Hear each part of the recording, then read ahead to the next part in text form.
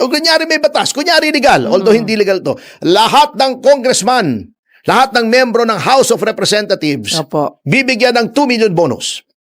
Opo. Yun ang sinabi. Walang distinction. Oo. Hindi mo pwedeng sabihin, ay, si Laila de Lima, hindi ko bibigyan dahil pangit.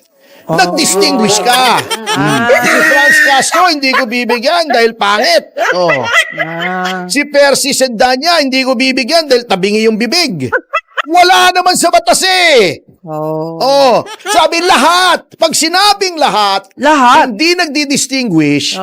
Hindi, kung ang batas walang distinction, yung nagpapatupad ng batas ay hindi pwedeng mamili. Mag-distinguish. Ayun. Very simple yun.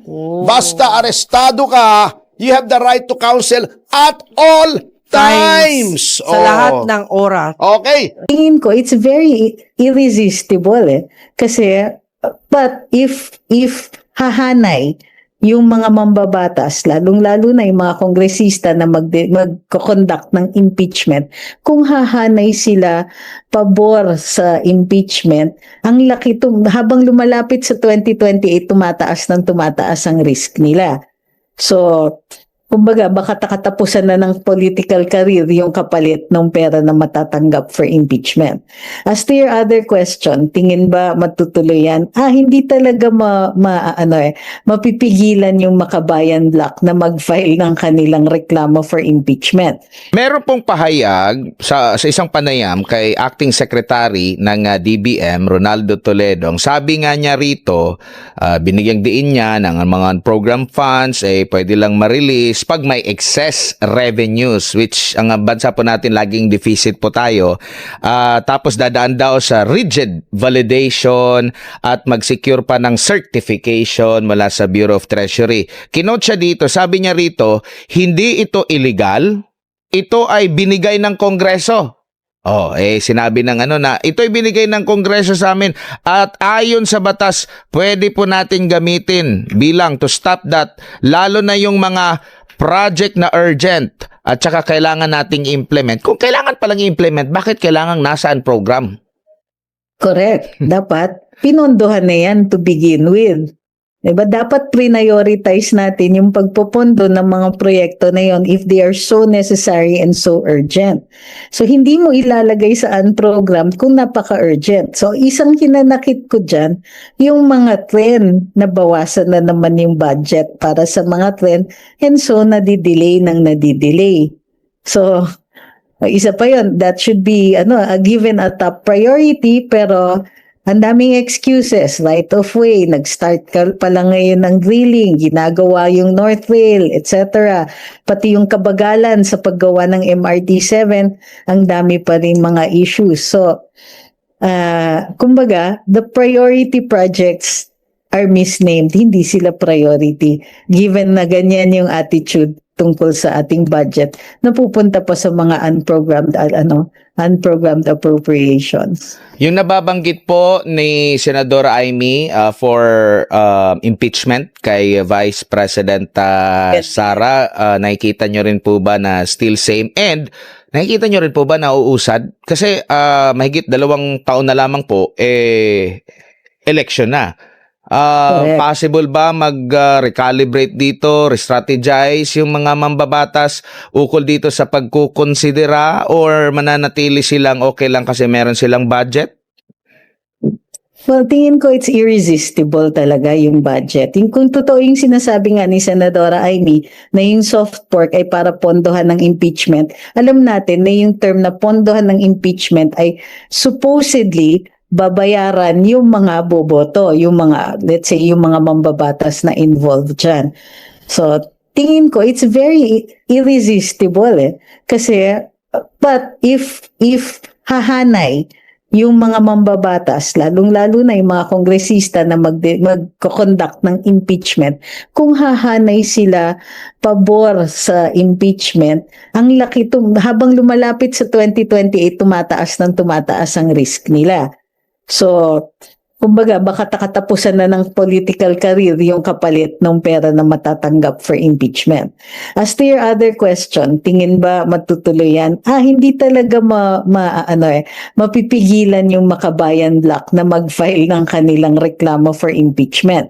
But will it prosper? Nagbago yung rules ng impeachment proceedings sa House of Representatives. Nagdemand ayon sa Korte Suprema dun sa kanilang desisyon, kailangan may due process. Kasi pinag-uusapan nung time na yon yung 1/3 vote, no? Pag 1/3 vote, it can be certified at pupunta na sa Senado. Ang ginawa ng House is, meron silang parang mysteriously appearing fourth complaint for impeachment. Tapos, naging articles of impeachment in less than a few hours. Walang presentation of evidence, hindi pinag-usapan yung mga charges against the Vice President, walang opportunity for her na sumagot, walang opportunity na makita yung articles of impeachment ng mga tao who were voting on it, yung mga kongresista, and wala ring opportunity na i-test yung evidence, like kung ang witnesses through questions and answers, through probing questions sa kanila, walang pagkakataon at all. It was just they produced the complaint, they voted on the complaint, tapos pinadala na sa Senado. Hindi na nila mauulit yan. So ngayon, kailangan ma-produce yung complaint for impeachment, kailangan maipakita yan sa lahat ng boboto. Kailangan mapakita yung ebidensya sa lahat ng boboto. Kailangan bigyan ng pagkakataon yung respondent na makita niya yung reklamo at makita niya yung ebidensya at makasagot, mabigay ang kanyang panig. It is not going to be as easy as 2019, as the 19th Congress, sorry. The 20th Congress is a different Congress, and they're now under new rules. So, when you hold a trial, makikita ngayon who are deeply involved din dun sa impeachment proceedings. Yung career ng mga yon ang i-decide ng mga ng taong bayan in 2028. So they will have to think very carefully kung paano sila aasta, paano sila gagalaw if an impeachment complaint is received by the House. So exciting yan. I doubt if they will want to. Ang tingin ko may ilang mga kongresista who are already very hesitant to participate. Opo.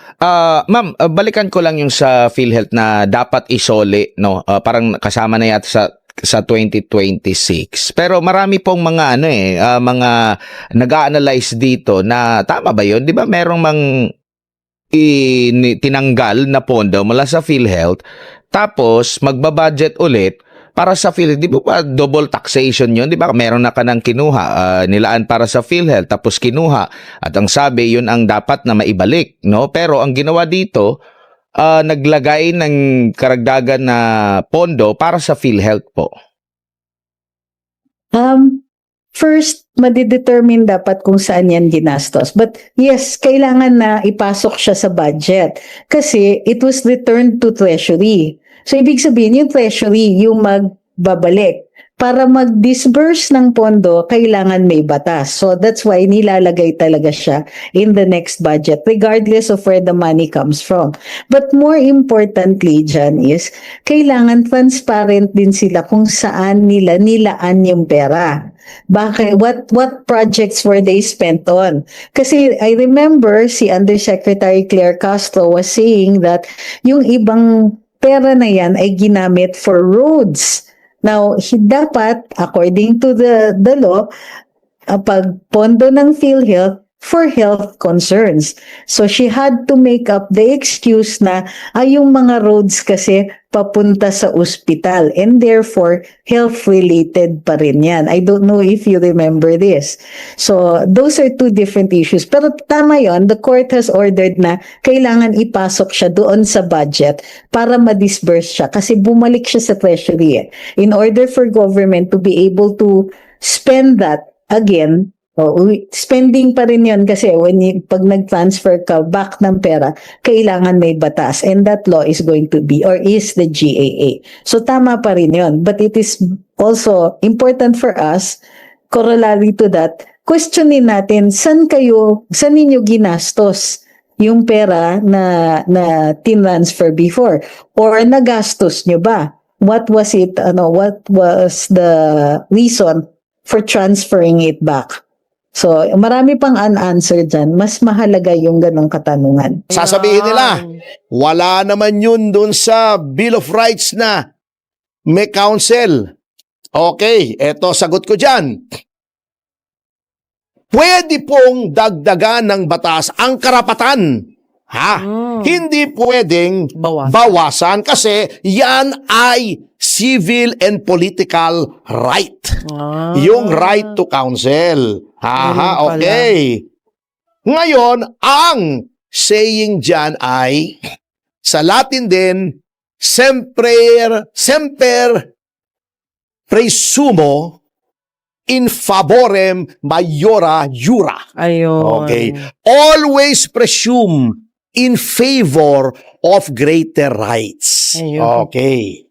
Okay, number 2. Opo. Talaga bang custodial investigation?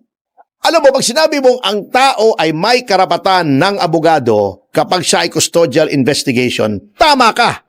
Pero pag sinabi mong ang tao ay may karapatang magkaroon ng abogado kapag custodial investigation lamang. Ayun. Pag nilagay mong only lamang, mali ka na. Ayun. Parang pag sinabi mong si Dingdong Dantes ay gwapo, Siya lang.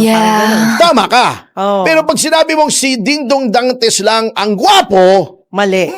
paano naman si Piolo? Gwapo rin yun. Si Ruro Madrid. Yun. Gwapo rin yun. Sino ba? Sino ba? Si Attorney Topacio. Hindi, wag yun. Di ba gwapo? Hindi gwapo yun. Mas-sex appeal. Papayag ako. Sino ba mga artistang gwapo? Isip kayo. Hindi pwede kasi maraming gwapo. Ayun. Di ba? Si Ronald Llamas. Hindi gwapo. Kasing taba. Yun Wala ang akong feeling gwapo. Anong sinasabi kasi ng batas? Yung sinabi kong, in all criminal proceedings, a person shall have the right to counsel. Ano ba yung aresto? Ano ba yung aresto by virtue of a warrant? Ang criminal proceedings ay nagsisimula sa pag-file ng information sa hukuman ng prosecution. Opo. Kapag nag-file ng information, ang huwes ay may 10 araw para tignan kung iyan ay may probable cause. Ayun. Pag may probable cause, mag-i-issue ng warrant yan. Anong purpose ng warrant? Upang yung akusado ay madala sa hukuman. Bakit kailangang madala sa harap ng hukuman ang taong may kaso, may criminal case? Dalawang paraan para madala sa hukuman ang akusado. Sumurrender siya sa hukuman, Okay. may warrant po pala ako, narito na ako. Ayan. Or inaresto siya, dinala siya sa hukuman. Ayun. Anong purpose kung bakit hinaharap sa hukuman ang akusado? Because yung presensya niya sa hukuman, yun ang magbibigay ng jurisdiction sa hukuman para litisin yung criminal case niya. Anong epekto pag hindi siya nadala sa hukuman? Okay. Hindi uusad yung kaso dahil walang jurisdiction. Ayun. Ma-archive. So, walang jurisdiction, walang warrant or surrender, walang criminal proceedings. Pag inaresto ka na, dinala ka na sa korte, mag-uumpisa na yung criminal proceedings. Sa tulad ni General Pocis, dinala siya nung makalawa. Opo. Sa 14, mag-uumpisa na. Or tutuloy na yung criminal proceedings. Okay. So, since yung arrest ay part of criminal proceedings, may karapatan siya na magkaroon ng abogado sapagkat nakalagay sa konstitusyon in all criminal proceedings. Ayun. Yan. Pang-apat na dahilan, ang ating bansa ay signatory sa United Nations Covenant on Civil and Political Rights, as well as bound tayo sa Universal Declaration on Human Rights. Opo. Anong nakalagay sa Declaration on Human Rights? Right to counsel, right to judicial remedies. Hindi pwedeng ipagkait.